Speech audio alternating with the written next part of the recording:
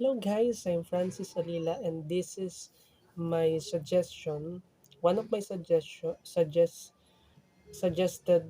inventions na pwede nating ma-utilize, ma-enhance para ma-achieve yung mga um, SDG goals na kailangan i-aim para makatulong yung mga materials na ito or inventions na ito, equipments sa mga sa lower sector, which is our part na ini-aim naming matulungan sa HMW.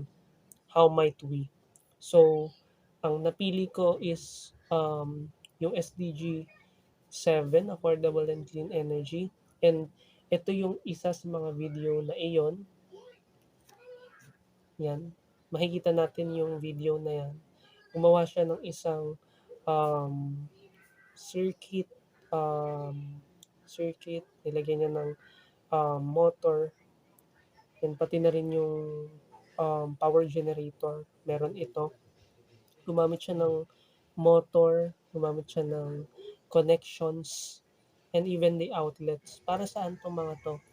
Para ito makagawa ng isang free energy, kasi nga affordable and clean energy yung gusto nating may aim sa isa sa mga SDG, and gusto nating matulungan yung lower sector.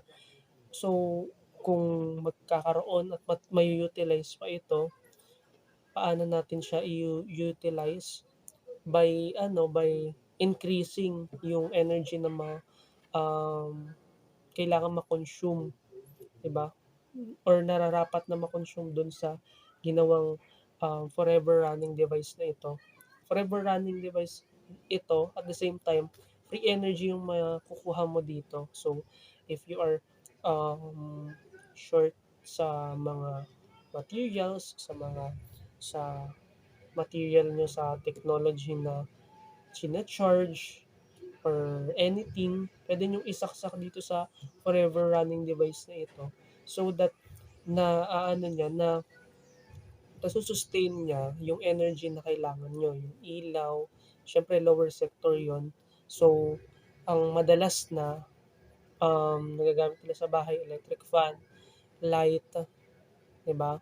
And kung magkakaroon sila ng forever running device na ito, I think makakatulong sa kanila and may aim yung um, SDG 7. Yun lang.